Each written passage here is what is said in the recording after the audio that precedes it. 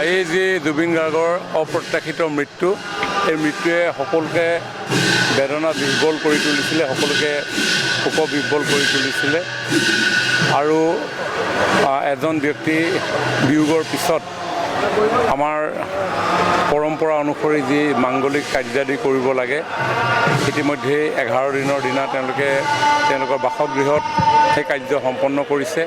আৰু যোৰহাটবাসী ৰাইজৰ এটা অনুৰোধ আছিলে, প্ৰত্যাশা আছিলে, যিহেতু জুবিন গাৰ্গৰ সোণালী সময় এই যোৰহাটতে অতিবাহিত হৈছিলে, বহু সৃষ্টি এই যোৰহাটৰ পবিত্ৰ ভূমিৰ ৰাইজৰ আশীৰ্বাদেৰে তেওঁ আগুৱাই গৈছিলে।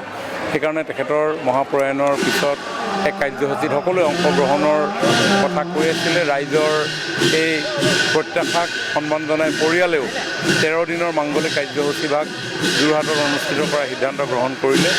চৰকাৰেও এই ক্ষেত্ৰত সহযোগিতা আগবঢ়াইছে আৰু খুব আধ্যাত্মিক পৰিৱেশৰ মাজত হাজাৰ হাজাৰ ভক্তপ্ৰাণ বৈষ্ণৱে তেখেতৰ আত্মাৰ সদ্গতি কামনাৰ্থে আজি নাম প্ৰসংগত সকলোৱে অংশগ্ৰহণ কৰিছে। শ্ৰদ্ধাঞ্জলি অনুষ্ঠান হৈছে আৰু লগতে সৰ্বধৰ্ম প্ৰাৰ্থনাৰ জৰিয়তেও সকলো জাতি ধৰ্ম বৰ্ণ নিৰ্বিশেষে তেখেতৰ আত্মাৰ সদ্গতি কামনা কৰিছে।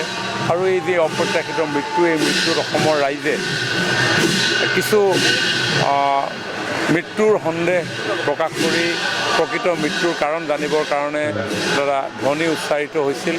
মাননীয় মুখ্যমন্ত্ৰী ডাঙৰীয়াই জুবিন গাৰ্গৰ মৃত্যুৰ সেই মুহূৰ্তৰ পৰাই সমান্তৰালভাৱে সন্তুষ্টিক্ৰিয়া পৰ্বৰ পৰা আৰম্ভ কৰি ৰাইজৰ সেই দাবীক আৰু প্ৰকৃত মৃত্যুৰ কাৰণ বিচাৰি উলিওৱাৰ ক্ষেত্ৰত দৃঢ় পদক্ষেপ তেখেতে আৰম্ভ কৰিছিলে। CIDক দায়িত্ব দিছিলে, SIT গঠন কৰি দিছিলে।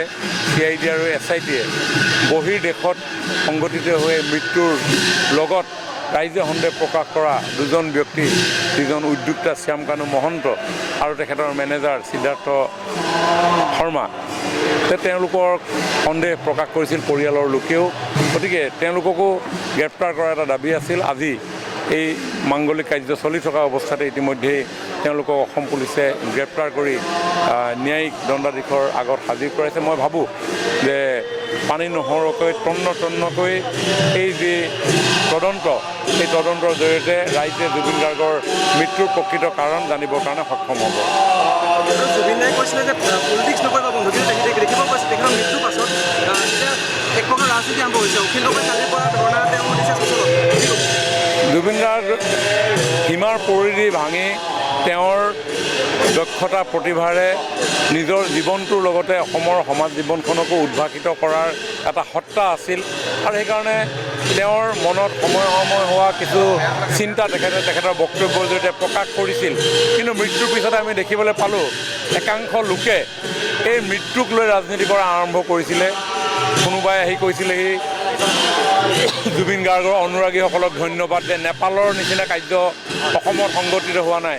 ইনডাইৰেক্টলি তেওঁ প্ৰভোগ কৰিব বিচাৰিছিলে। ইফালে আৰু দুই এটা ৰাজনৈতিক দল তেওঁলোকেও জুবিন গাৰ্গৰ মৃত্যুক লৈ জনসাধাৰণৰ বিপথে পৰিচালিত কৰিবৰ কাৰণে প্ৰয়াস কৰিছিল। কিন্তু আমাৰ মুখ্যমন্ত্ৰী ডাঙৰীয়া দৃঢ় আছিল। তেখেতে যিকোনো মূল্যৰ বিনিময়ত ৰাইজে কৰা সেই আহ্বানক তেখেতে সন্মান জনাই তেখেতৰ কামখিনি কৰি গৈছিল। এখন বহিৰ্দেশত সংঘটিত এটা অপৰাধেই হওক বা মৃত্যুৱেই হওক, সেইখিনি কাৰণ নিৰ্ণয় কৰিবৰ কাৰণে কিছু সময়ৰ প্ৰয়োজন হয়। আন্তঃৰাষ্ট্ৰীয় বিভিন্ন চুক্তিৰ পৰা আৰম্ভ কৰি যোগাযোগ ইত্যাদি গৈ পাওঁতেও 2টা দিন সময় লাগে। গতিকে মুখ্যমন্ত্ৰী ডাঙৰীয়াৰ যি দৃঢ়তা, সেই দৃঢ়তা তেখেতে ইতিমধ্যে প্ৰকাশ কৰিছিলে যে মৃত্যুৰ যি কাৰণ, সেই কাৰণ আমি উলিয়ামেই। আৰু তাৰ কাৰণে যিটো দাবী আছিলে এই দুইজন ব্যক্তিক আটক কৰা, ইতিমধ্যে আটক কৰা হৈছে। আৰু মই ভাবোঁ যে ইয়াতে কোনো ৰাজনীতি নাই। ৰাইজৰ স্বাৰ্থত আমাৰ চৰকাৰে সদায় কাম কৰি আছে।